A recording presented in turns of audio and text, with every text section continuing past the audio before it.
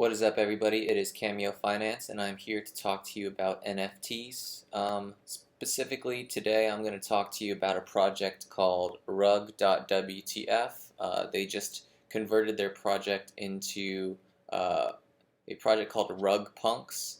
Originally, it started out with these rugs that we got, and then because it was not saved to IPFS, also known as interplanetary file storage, um, they were able to change the metadata. And so I bought one of these rugs about 2 months ago just because the website was just silly. Originally, it was just like, this is definitely a rug pool, don't buy these rugs. But I thought it was a funny website, so I just wanted to buy one just because their website was funny, and I didn't plan to make any money on this. So I guess this would be a tale of luck more opposed to anything else. I didn't buy this because I thought it was going to be cool or like, well, I thought it was cool actually, but I didn't think that it was going to be like a super successful project, which I still don't. Disclaimer. Um, this is what's called a derivative project. And to get into the legalities of derivative projects, anytime an artist makes a piece of art, they own all the rights and all the rights to any derivatives of that art. That's just the general, the law of artists. If you take a picture on your camera, you own that picture and anything that looks like that picture. Basically, um, you own the intellectual property or the rights. This is what's called an unlicensed derivative project. Some NFT projects, for example, the Bored Ape Yacht Club. When you buy a Bored Ape Yacht Club, you get the rights to that specific Bored Ape Yacht Club ape that you have, whatever that ape number is. Anything that's on that NFT, you own the commercial rights to. So if you were a big brand like Visa and you bought a Bored Ape Yacht Club, technically you could make that the new logo for Visa. It would just be that Bored Ape Yacht Club that they bought, and that's perfectly fine, perfectly legal.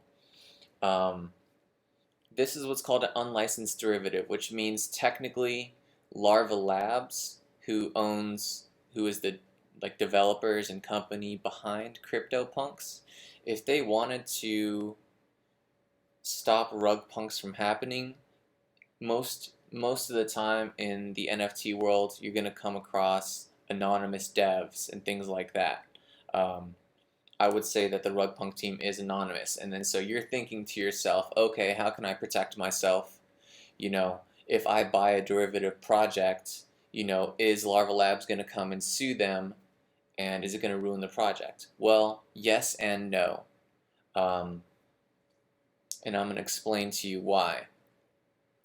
Let's say Larva Labs wants to sue them. There's no address listed on this website. Any types of traditional tracking them down wouldn't really work. How are you going to get in contact with these guys? On their Discord? I don't think so. However, right now, 99% of NFTs are being traded on Opensea. This is where all the volume is happening. There's people using Solana, there's people using Wax, sure. There's lots of big other NFT chains and marketplaces, but this is where the volume is happening. It's happening on Ethereum, and it's happening on Opensea.io. Opensea.io is a centralized exchange. And they really support artists. They've teamed up with DeviantArt to make sure that people aren't just going over to DeviantArt, stealing artwork, and posting it on OpenSea for 100 ETH. So they've teamed up, and they really support artists. And if an artist goes, like Larva Labs, and says, hey, these rug punks are infringing on our intellectual property as an unlicensed derivative project, OpenSea could shut them down. There are some derivative projects, that are different enough to get verified. So Apes 3D. So right now apes are super trendy because of Bored Ape Yacht Club. Apes 3D just got verified this week. So they've got 1,000 items. They've only got just over 100 volume of ETH traded. Um, but yeah, these are apes, but you can't really call these like a derivative of Bored Apes because in no way are they claiming to be, bored. There's no yacht club, anything like that, and the art is completely different. However, on, Rug Punks, this is literally the same exact art. Like if we go to rarity.tools,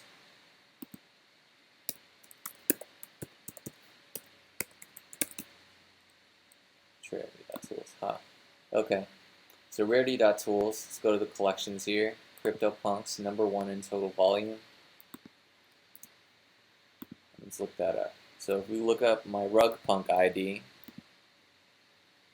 which is right here, take a look at that. He's got the afro, he's got the small sunglasses. You can look at the properties here. The frumpy hair, shadow beard, small shades. Frumpy hair, shadow beard, small shades. And so yeah, it's literally 100% a ripoff. Is the art slightly different? Yes, but is it a derivative? Obviously. This is obviously derivative of the work of CryptoPunks. So can Opensea shut them down if Larva Labs asks them to? Absolutely. And are these rug punk guys going to care? No. So when I first saw the tweet go out, I'm sitting there 2 days ago, right? I'm on Twitter, and let's just look up. Let's look at my post because I think I retweeted a couple of posts right here. So I saw this post right here. So rug punks, the floor price. This was posted 19 hours ago. 10 hours later, the floor price had gone up 60% in 10 hours off of this 2-month-old project. And I'm like, what's going on? And they said, I saw someone tweet that all the rugs that we bought are being turned into rug punks. And with the trend of the punks and everybody like fast food punks, that's another one that we'll take a look at. Just because something is low effort and because something is derivative, unlicensed, doesn't mean that it cannot moon. So look at these right here, fast food punks. There's 1,000 of them. The distribution is amazing, actually. That's 50% distribution. Almost 4,000 Ethereum traded, and with a floor price of almost 3 Ethereum. So it's pretty insane how these are mooning. This is copyright infringement from McDonald's. This is copyright infringement from Larva Labs. They're not verified. I don't think that they're going to get verified. They are saying that it's a parody and a meme. So, in the crypto world, some people might get away with these things. It is technically a derivative, but it just depends on if Larva Labs wants to pull the trigger. I have seen one other one, like Opensea removes collection Larva Labs. Let's see if anything pops up here. Here we go.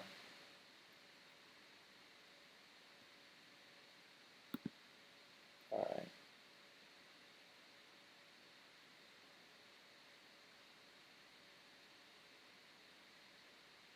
Is this one going to open?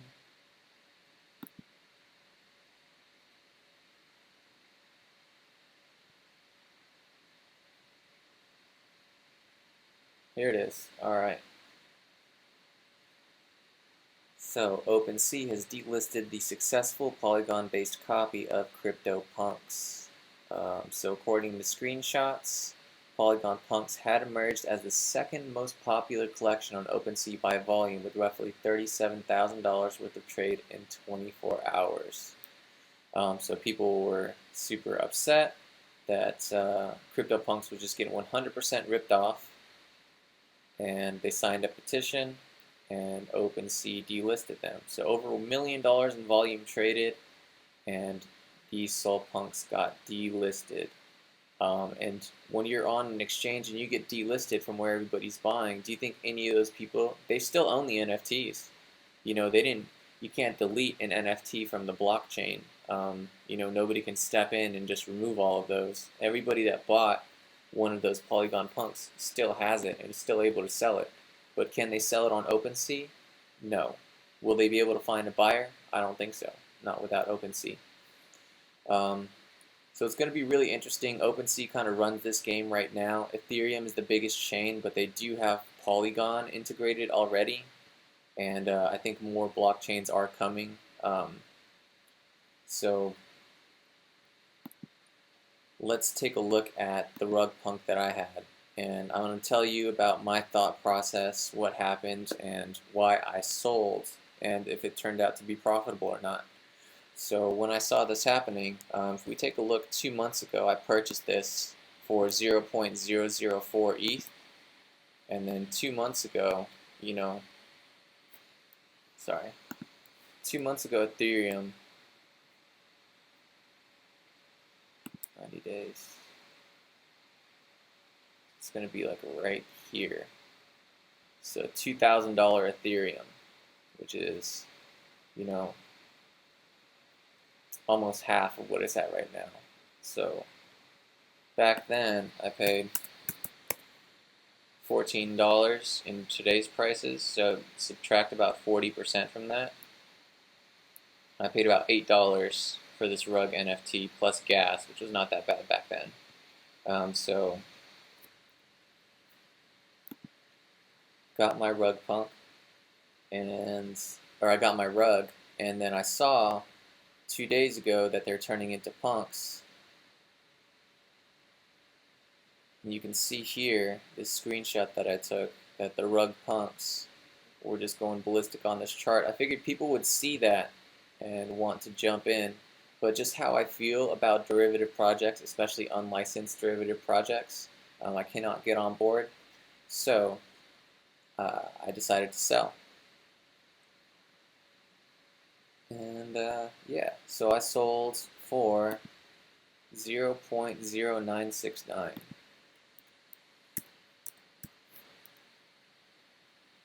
It's $360. You can see that right here, the transaction history, 0.0969.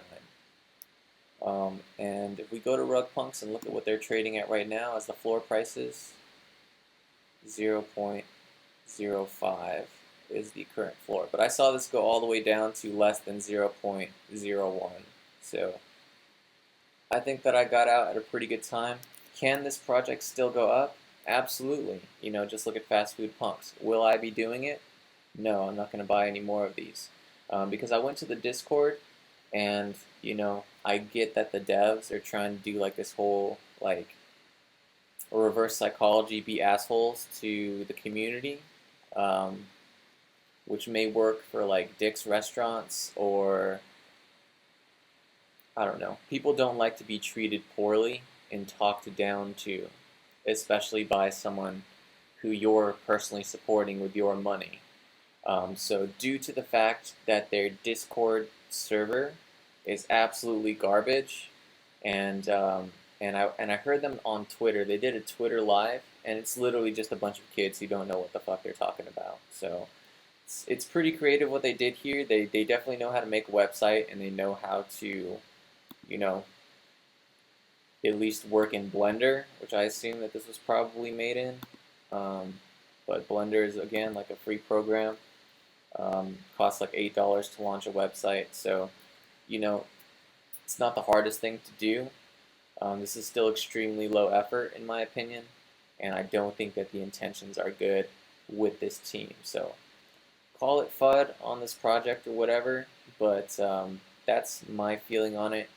And I feel like I got out at the top. So that's my look at rug punks. That's how I turned $8 into $360. It took about 2 months. You can see. We look at when I bought it. So I bought it 2 months ago, and then I sold it 2 days ago.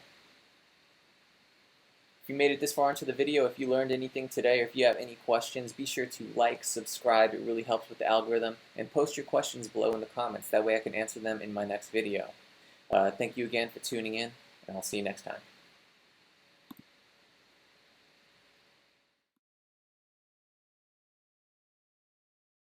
And not everything that launches on Rarity Tools is going to be successful. You can pay to launch. It costs like 2 ETH or something to launch on Rarity Tools as a project owner.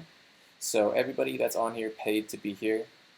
Yeah, you can kind of look at them. If there's any art that stands out to you specifically that looks like high quality, high effort, or just really unique, that can kind of give you a good gauge of, what project is going to be successful. In the end, I would always recommend to just buy things that you like, that you think are cool, because, there's probably someone else that thinks the same thing, and you're going to think that it's cool for a reason. It may not go to $1 million, but at least you'll have a cool thing at the end of it, rather than buying something that you think is going to be hype because everybody else likes it, and then you buy it, and what if it's not cool, and then you're stuck holding something that you don't even like. So I would say buy something that you actually like when it comes to NFTs. Again, not financial advice. That's just my personal experience.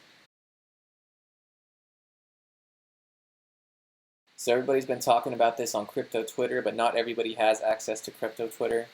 Basically, Gary Vaynerchuk did do a secret announcement that if you buy 12 of his books, like we'll see him, where's it at? Little sneak peek at 12 and a half, his new book.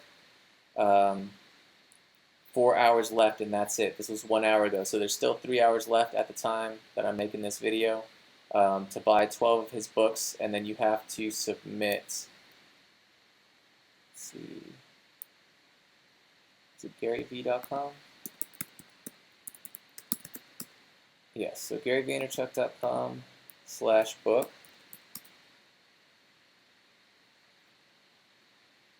And here it is. Big announcement. And he says, hey, everyone, get ready for my best book yet. Where is it? 8:27. So he did this video chat basically saying,